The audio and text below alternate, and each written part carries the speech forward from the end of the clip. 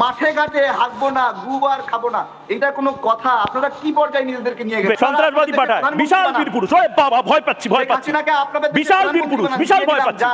হ্যাঁ, শেখ হাসিনা, শেখ হাসিনা মামার বাড়ির আবদার। শেখ হাসিনাকে দেব না, শেখ হাসিনাকে দেব না, শেখ হাসিনাকে, শেখ হাসিনাকে ফেরত দেব না, দেব না শেখ হাসিনাকে ফেরত। কি করবেন? ফেরত দেব না। আর আমি বলছি তো শেখ হাসিনাকে ফেরত দেব না, যা ইচ্ছা করেন। আসসালামু আলাইকুম প্রিয় দর্শক, শুভেচ্ছা নেন। প্রিয় দর্শক, আপনারা দেখছেন গণ অধিকার পরিষদের তারেক রহমানের সাথে রিপাবলিক বাংলার ময়ূক রঞ্জনের একটি তুমুল ডিবেট। প্রিয় দর্শক, 5ই আগস্টের পর থেকে একের পর এক মিথ্যা এবং বানোয়াট তথ্য প্রচার করে যাচ্ছে এই রিপাবলিক বাংলার ময়ূক রঞ্জন। প্রিয় দর্শক, আজকে হার মানতে বাধ্য হচ্ছে। কথা বলবো না, চলুন দেখে আসি তাদের ডিবেটটি। আরে দেব না ফেরত, আবার আসছেন ঝগড়া করতে। বলছি তো দেব না ফেরত, দেব না শেখ হাসিনাকে ফেরত। জান কি করব আমরা? মোদির সঙ্গে শেখ হাসিনা, আরে আবার মোদির নাম শুনলে গোটা বাংলাদেশ থরথর করে কাঁপে। বাংলাদেশের টিআরপি জিডিপি সব পড়ে যায়। মোদিতে আসছে। আগে বলুন শেখ হাসিনাকে দেব না, কি করব? জিডিপি আপনাদের আয় কত? মাথা পিছু আয় কত? আমাদের আয় কত? আমাদের দেশের শাহরুখ খান, আমাদের দেশের শাহরুখ খান আর গায়ক অরিজিৎ সিং মুহূর্তে যে পরিমাণ টাকা কামায়, আর আমাদের বাংলার দেবের সিনেমায় যা আয় হয়, গোটা বাংলাদেশের এই মুহূর্তে সেই আয় হয় না বোধহয়। ছাড়ুন, খাদান দেখুন।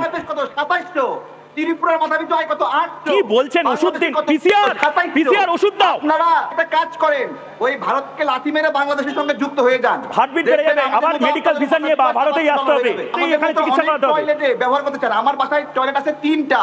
কি 3টা? অফিসে একটা বেশি টয়লেট নাই, আপনি দেখান এখন এই ভিডিওতে। আমার অফিসে এখানে 2টা আছে টয়লেট। আপনার অফিসে একটা বেশি টয়লেট নাই। আপনার ওই টয়লেটেই থাকুন, ওই টয়লেটেই ঘুমান। মাফ করুন আমাকে, আপনি ওই টয়লেটেই থাকুন। আপনাদের ডেভেলপমেন্টের ইন্ডেক্স হচ্ছে টয়লেট। আপনার দেশে মিছিল আপনি থাকুন, ভালো করে টয়লেটে একটা বালিশ নিয়ে নিন, একটা কোল বালিশ নিন। তারেক ভাই, একটা কোল বালিশ নিয়ে শুন, টয়লেটে শুয়ে থাকুন। ওই টয়লেটে শুয়ে হিজবুত তাহরির আর আনসারুল্লাহ বাংলার নিয়ে স্বপ্ন দেখেন। কি বলবো বলেন? এমন মিছিল বিশ্বের কোথাও আছে? মাঠে ঘাটে হাঁকবো না, গুবার খাবো না, এটা কোনো কথা? আপনারা কি পর্যায়ে নিজেদেরকে নিয়ে গেছেন? টাকা দেই নাই আমরা? কি টাকা দেননি? টাকা আছে, কেন করলেন? টাকা আছে, এত টাকা আছে। পকেটে হাত দিয়ে দেখুন তো, বাংলাদেশের পকেটে হাত দিয়ে দেখুন। মোহাম্মদ ইউনূস নিজে কত টাকা চুরি করে নিয়েছে? আপনাদের বলার দম আছে? ব্যাংকের জন্য কোটি কোটি টাকা নিয়ে নিয়েছে মোহাম্মদ ইউনূস, নিজের ব্যাংকের জন্য কোটি কোটি টাকা নিয়ে নিয়েছে। আপনার বলার দম? শুনুন, সিরিয়াস টপিক। গাজওয়াতুল হিন্দ হ্যাঁ কিনা? গাজওয়াতুল হিন্দের যে স্বপ্ন, সেটা গাজওয়াতুল হিন্দ একটা ভবিষ্যৎবাণী।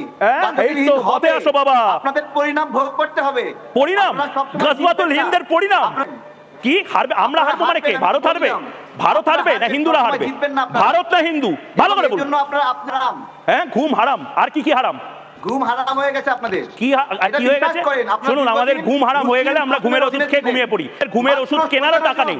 বাংলাদেশের এই মুহূর্তের যে অবস্থা, আমাদের ঘুম হারাম হলে আমরা ঘুমের ওষুধ খেয়ে ঘুমিয়ে পড়ি। এই মুহূর্তে ঘুমের ওষুধ কেনারও টাকা পায় না। আপনাদের রাজাকে পরাজিত করেছিল 17 জন। আমরা এরকমই, আমরা ভয় পাই না, আমরা সাহসী। বিশাল বীর পুরুষ। আপনারা আমাদেরকে পুরুষ বাসের রোবট নিয়ে, বাসের বন্দুক নিয়ে আসে, আমরা বিতাড়িত করেছি আর জঙ্গি পাঠায়।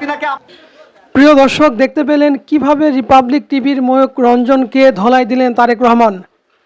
5ই আগস্টের পর থেকে একের পর এক বাংলাদেশ নিয়ে মিথ্যা এবং বানোয়াট তথ্য প্রচার করে যাচ্ছে এই রিপাবলিক বাংলার এই বখাটে টোকাই ময়ূক রঞ্জন। একের পর এক মিথ্যা তথ্য প্রচার করছে। বাংলাদেশের চট্টগ্রাম দখল করে নিয়েছে, বাংলাদেশের রংপুর দখল হয়ে গেছে, বাংলাদেশের রাজশাহী অঞ্চল দখল হয়ে গেছে, এমনকি বাংলাদেশে হয়তো তারা দখল করে নেবে। এই যে মিথ্যা এবং বানোয়াট তথ্য প্রচার করতে গিয়ে নিজ দেশের কৃষকদের তোপের মুখে পড়ে এই রিপাবলিক বাংলার বখাটে ময়ূক রঞ্জন। প্রিয় দর্শক, আজকে এই টকশোর মাধ্যমে দেখতে পেলাম বাংলাদেশের তারেক কীভাবে তাকে ধলাই দিল।